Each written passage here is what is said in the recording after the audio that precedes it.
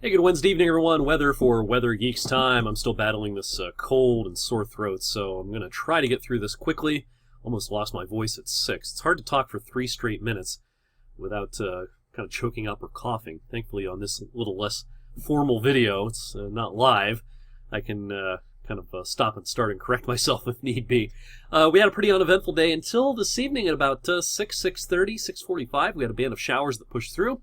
There was even a little bit of grapple or soft hail around 2:24 with that downpour that pushed through right around dinner time this evening.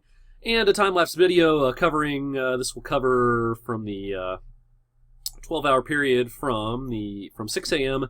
to 6 p.m. today from our Window World weather camera in Boardman, Market Street, 224. We had some sunny breaks here and there, but overall the flavor of the day today was certainly clouds. And these clouds were unproductive until we got into the evening hours today. So that's what it looks like during the daylight hours. Now as we've shifted into the vast darkness this time of the year, we only have 9 hours of daylight at this time of the year. And this evening at 7:45, here's what the radar looked like. We still have a few rain showers, especially in the northern part of our viewing area, in Trumbull and Mercer counties. I'm going to switch over to the snow color table here. Again, this is rain to the north, but this is actually snow out here across central Ohio. Real light, nothing more than just real light snow or flurries, really. What we are going to keep a closer eye on as we head through the overnight is some of this action out in here in southwestern Michigan. This is actually closer to the upper level low pressure system, which is going to pivot overhead as we go through the night tonight.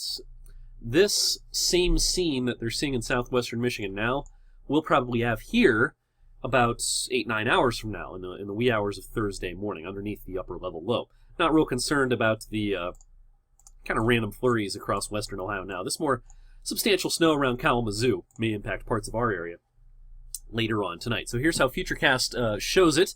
Our rain pushes away over the next couple of hours. Now as we go through the night tonight and that upper level low pivots overhead, we're going to start to see the snow developing. Now this is going to be a couple of hours worth of snow. It's not going to last all night or anything.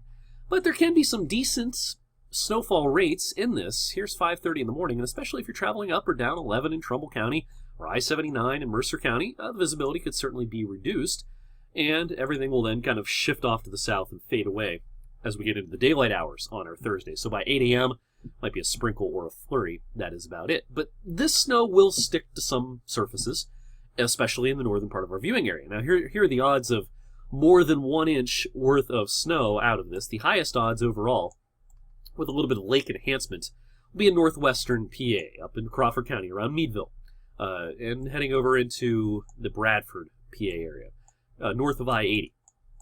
Farther south you are, the lower the odds are. So I'd say around 224, you've got about a 20% chance of picking up an inch out of this. Pretty low odds. Your odds increase for an inch as you go off to the north. So here's our official snow forecast then.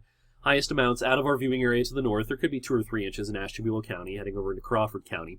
But for us, if anybody gets an inch and a half, maybe 2 inches out of this, it's probably the far north.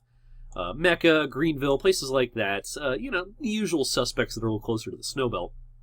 But I do think there can be perhaps up to an inch as far south as Warren and Niles and Cortland and Sharon, Hermitage, places like that, Mercer. But once you're south of I-80, I think for most places it's a spotty coating on the grass, and that is about it. And not all grassy surfaces will get covered south of I-80. Some will, some won't.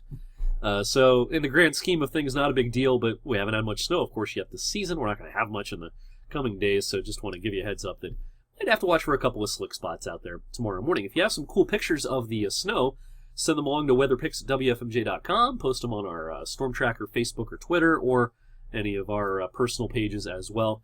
Jess is off this week, but the rest of us will be paying attention to our social media feeds, of course. All right, as we go through the next couple of days, here's how things will play out. Again, a period of snow late tonight. For the rest of the day tomorrow, a lot of clouds. It's going to be chillier. It'll feel like December finally. But by the afternoon, we're not looking at much more than a sprinkle or maybe a flurry here and there. That should about do it. By Friday, probably start with some clouds here at daybreak on Friday. But by the afternoon, those should thin out. Should be a pretty nice afternoon Friday. A little on the chilly side, but nothing unusual at all for this time of the year. In fact, it may even be a little above average Friday.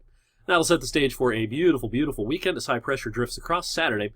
Looks like a nice day. If you want to do the holiday decorations or anything else outdoors this weekend, I think we're looking pretty good. All right, the longer range then, as that high drifts off to the east on Sunday. There may be some high clouds coming in on Sunday, but I think it's no worse than partly sunny Sunday. Still a nice day, maybe pushing 50 degrees by the afternoon. As we get into next week, there's not a lot of players on the weather field locally. Here's the GFS trying to show some clouds and maybe even a touch of rain here Tuesday night into Wednesday. That's the GFS. Here's the European model. As you can see, it doesn't exactly have the same idea. Has the low much more offshore. Kind of like the European idea if I had to pick one at this point. So I just don't think we're looking at much in the way of sensible weather next week. Partly sunny, mostly sunny some days. All the real ugly weather is going to be out west. Windy and stormy for Northern California and into Oregon and into Washington as well. And oftentimes if it's cold and stormy in the west, of course that means it's quieter and mild in the east. Here is the GFS ensemble outlook for days 5 to 10. Ignore the 1982 that I forgot to take off the top there. So here's the temperature anomalies from the 17th, the 7th through the 12th. A lot of red on this map across the continental U.S. Even the west may be a little warmer than average. Now, as we go farther into time here, from the 13th through the 18th, the west looks pretty cold and stormy. The east, though, southern Canada, all the way down the east coast, I mean, there's just no sign of any sustained winter as we go into the longer range here into mid-December. What does the end of December hold? Maybe some different things, but confidence is pretty low. The confidence is through the roof, though, that through mid-December, there's no winter to be found. Cold day here and there, little events like tonight where someone might get a little snow, sure, but just no sustained harsh winter anytime soon. Thanks for watching the Wednesday night weather for Weather Geeks. More geeky stuff coming up tomorrow. Keep you updated, of course, on social media this evening on the little bit of snow later on tonight. And we'll talk about that more in depth once again with fresh data coming up tonight on 21 News at 11. I'll see you then.